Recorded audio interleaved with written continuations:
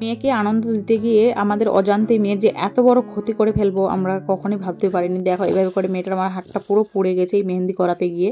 তো গাইস, তোমাদের কাছে আমার একটা রিকোয়েস্ট, তোমাদের বাড়িতে যাদের ছোট বাচ্চা আছে তো এইসব কেমিক্যাল থেকে দূরে রাখো, এইসব মেহেন্দি কখনোই হাতে দিও না।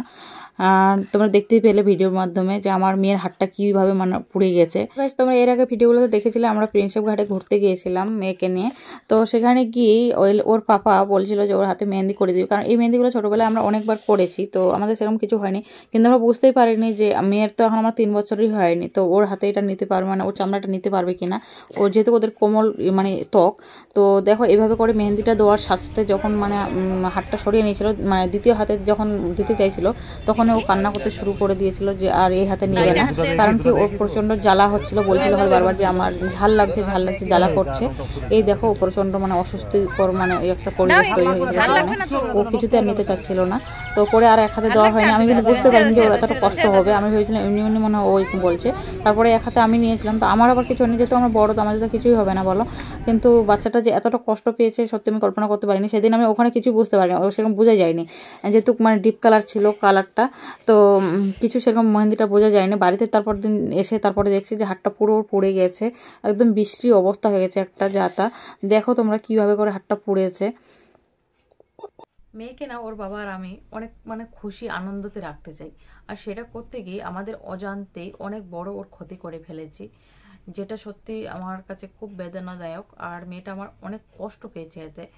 প্রথমত আমরা বুঝতে পারিনি ওই জায়গায়, তারপর যখন বাড়িতে এসে নেক্সট ডে তো ওর হাতের দিকে আমি তাকাই, তো জাস্ট দেখে আমি অবাক হয়ে গেছে। আমার ভিতরটা সত্যি মোচড় দিয়ে উঠেছে, কি করে আমরা এটা করে ফেললাম। আমার মাথাতে একবারও আসেনি যে এত অল্প বয়স এই কাজটা করলে ওর অনেক বড় ক্ষতি হতে পারে। সত্যি গাইস তাই হয়েছে। তো কি হয়েছে না হয়েছে চলো তোমাদের পুরো বিস্তারিত বলছি। আর আমি তোমাদের কাছে রিকোয়েস্ট করবো, তোমাদের বাড়িতে যে ছোট বাচ্চা কার থাকে তোমরা অন্তত এই জিনিসটা থেকে দূরে রেখো। আমার মতো ভুল কেউ করো না, নাহলে আমাদের অজান্তে সত্যি অনেক বড় ক্ষতি হয়ে যাচ্ছে ওদের। So hello everyone, welcome to back my channel Baul Elisha. কেমন আছো তোমরা সবাই? আশা করছি অনেক ভালো আছো। আর আমি খুব একটা ভালো নেই, কারণ এলিশার জন্য প্রচণ্ড আমার মনটা খারাপ। আমার অজান্তে অনেক বড় ক্ষতি করে ফেলেছি আমি। তো জাস্ট এখন মেনে নিতে পারছি না যে কী করে এটা হয়ে গেল। কিন্তু ছোটোবেলায় আমি এই জিনিসটা অনেকবার করেছি, কিন্তু আমার সাথে কখনোই এরকম হয়নি। কিন্তু এত ছোটো বয়সে হয়তো আমাদের এই মেহেন্দিটা পরানো হয়নি। তো তোমরা দেখেছিলে আমরা প্রিন্সেপ ঘাটে গিয়েছিলাম ঘুরতে।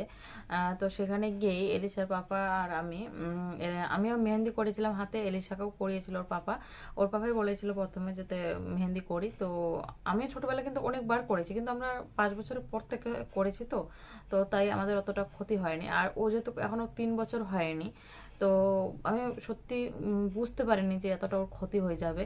তো ওই মেহেন্দিটা করার সাথে সাথে না ওর যখন হাতে এভাবে করে চিপকে দিয়েছিল, তো তখনই ও দেওয়ার সাথে সাথে খুব চিৎকার করে উঠেছিল, না না নিবে না, এরকম হাত ছাড়িয়ে নিচ্ছিল ওর বাবার কাছ থেকে। তারপরে যখন দ্বিতীয় হাতটাতে ওর বাবা দিতে বলছিল তখন ও কিছুতে কিন্তু নেয়নি, কান্না করতে শুরু করে দিয়েছিল। পরে ওর বাকি মেহেন্দিটা আমি আমার হাতে এই জায়গায় নিয়েছিলাম।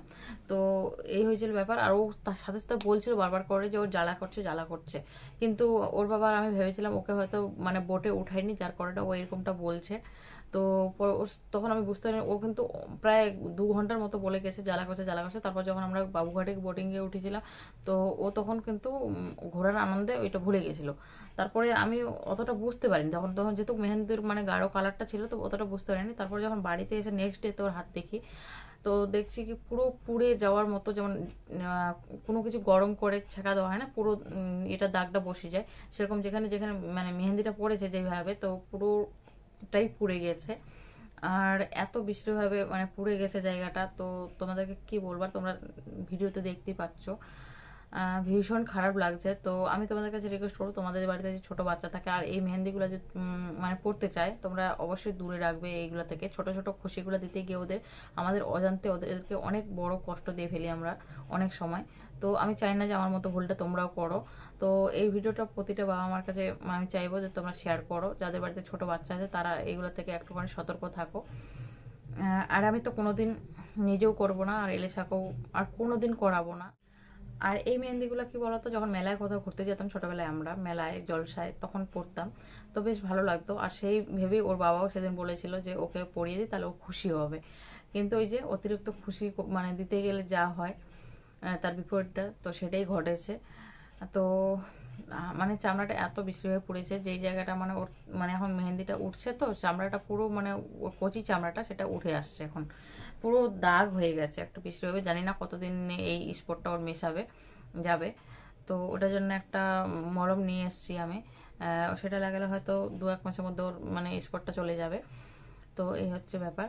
তো আমি এই ভিডিওটা এই জন্যই করলাম যাতে তোমরা এই ভুলগুলো না করো।